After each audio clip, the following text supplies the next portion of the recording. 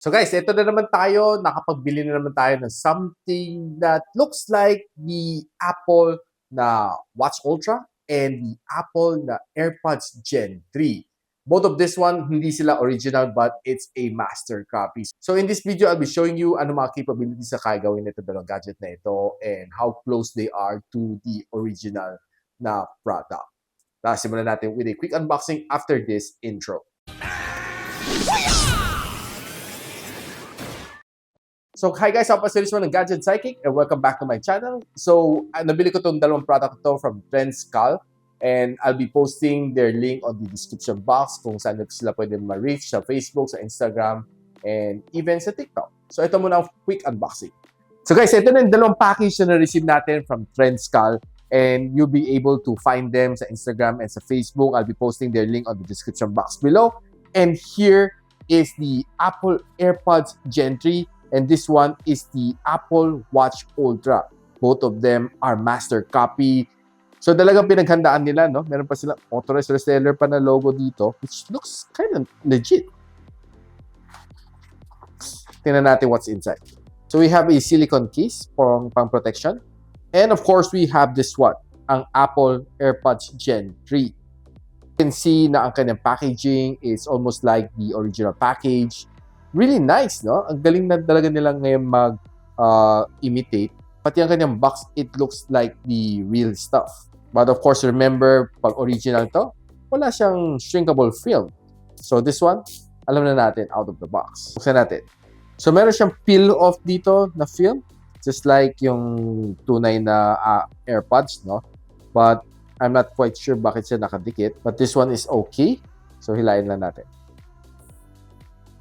So, kita natin, hindi magandang paghila niya. But, of course, don't expect too much from this one. So, I'll just cut it off na lang. So, buksan natin.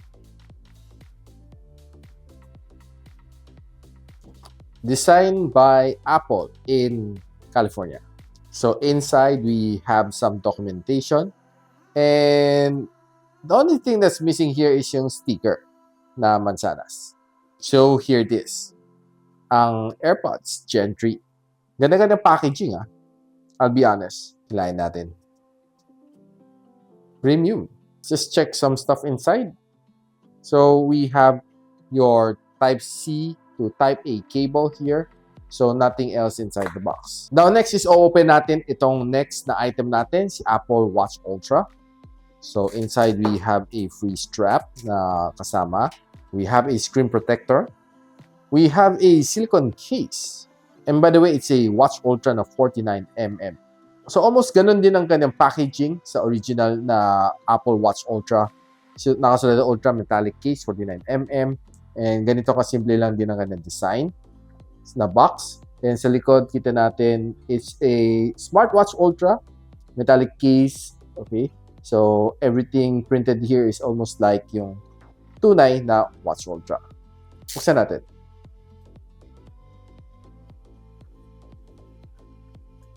So, buksan natin. Kita natin itong brochure na Watch Ultra.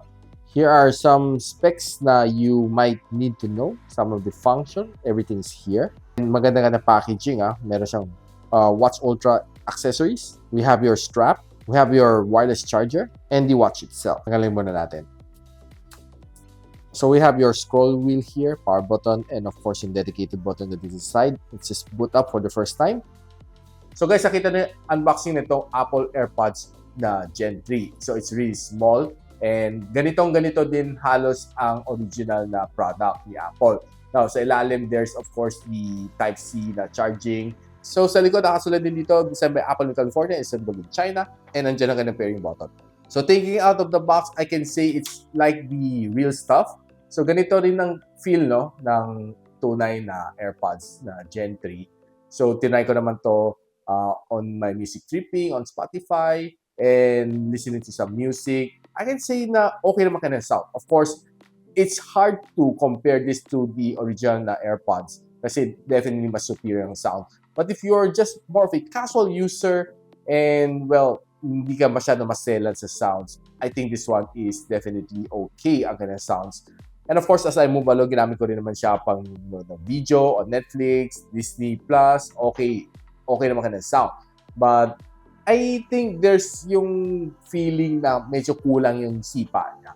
But overall, the experience is okay. Not the very best, but I can say it's pretty decent. And ginamit ko rin naman tong buds ito on playing games, and I've tried playing it on Call of Duty Mobile and sa Tower Fantasy.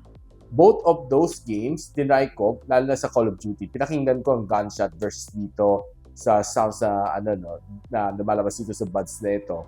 And I can say, halos not much delay.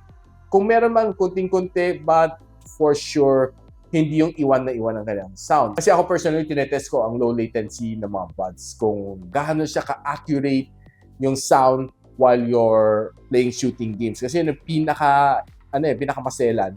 Kasi papakinggan mo ang gunshot and yung mga footstep ng yung kalaban. It gives you the edge kung maganda ang sounds that's coming out from your buds or from your phone.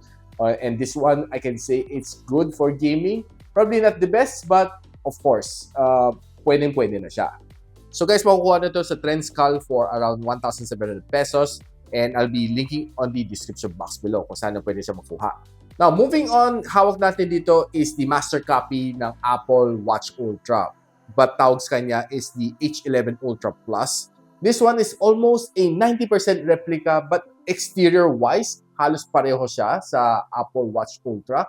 But pagdating naman sa software side, it's, well, not that close. Close, but not that close. So makita mo here some of the watch face na pwede mong palitan. You can free calibrate it sa app na ito, but this is definitely not the same sa Apple na watch na app, no? So you have a separate app on its own. And so ang pangalan ng kanyang app is called QFit, and you can download it sa Apple App Store or sa Google Play Store. So on this app, you can see all of the stats na gusto mo makita, yung step counter mo, heart rate mo, sleep monitoring mo, exercise record.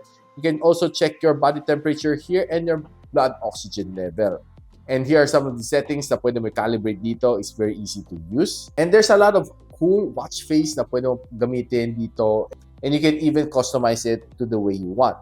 Let's say gusto ko gamitin ko to as my watch face, just crop it and just save it. Okay? So makita mo, it's saving. In a little while, makita mo nandiyan na yung aking mukha. Ayun. Sobrang manghang-manghaw dito sa kanyang watch strap, no? So this is almost the same as original. And medyo maganda ka ng pagkakopya. Hindi siya yung flimsy na pagkakopya. This one, I can say, it's 90% halos kuha ng kopya. So on this one, pag pindot mo, papasok sa menu. Okay? So kita mo, this is almost the same do sa Apple. And of course, ilalaro mo siya, smooth naman siya, no? Hindi naman siya nag-iwan. Eh pag inikot mo siya, either you can go smaller, pwede mo palaki ang mga icons. Depende sa'yo. So actually, there's a game dito. Iwasan mo lang mga airplanes dito. Katuwaan lang, just to kill time. Okay? So I'm not sure, no? Kasi hindi naman siya nag-shoot. And you also have your phone dialer over here. Once na naka-pair sa your phone, it's very easy to use. First, you have some of the exercise mode dito. Sobrang dami na, magsasawa ka sa dami ng exercise mode na pwede mong gamitin dito. All the way down hanggang hanggang dito sa skiing and fly a kite and synchronized swimming pa. I wonder who can use that. So here are some of my exercise record din. So you can use some app like WhatsApp. You can also use some app like Instagram and Twitter. You can also use this as a remote shutter, and you can also check your sleep analysis. There's another button dito, yung mga naka-open na apps. Pwede mo siya i-kill dito, no? So parang na siya, Android phone. Pwede mo i-kill mga apps. Then on the other side, this one is the dedicated button para sa exercise. So you can also calibrate it inside the settings. So sa sports mode siya papasok. So swiping over to the right, here are some of the settings na pwede mo makita. Swiping over to the left, makita mo ay yung exercise wheel. You can also see your heart rate. You can also see the weather for today. Then of course your sleep monitoring and of course music control. You can also add some if you like. Swiping up, you can see all of your messages and notification. Swiping down, ito yung mga importante menu na makita mo. Bluetooth, and of course, yung brightness na calibration, pwede mo lagay dito. Lock your screen, and of course, ang kanyang do not disturb mode. You can also turn off your ringer. When it comes to battery life, this one was able to last me for around mga 3 to 4 days on everyday, on normal usage. And I can say, okay naman, naka-on naman lahat ng aking mga monitoring, like heart rate, like sleep monitoring, naka-on naman. So roughly mga 3 to 4 days, kaya naman na itagal. Unlike yung mga Apple, kadalasan one whole day lang, well, you need to hit the charging dock. And what's nice dito is wireless na kanilang charging, and it's almost the same dun sa original Apple na charger. So guys, you can also buy this one sa Apple Watch Ultra na master copy, or tawag nila is Series 8 Ultra or H11 Plus Ultra for around 3,300 pesos sa Trendscal.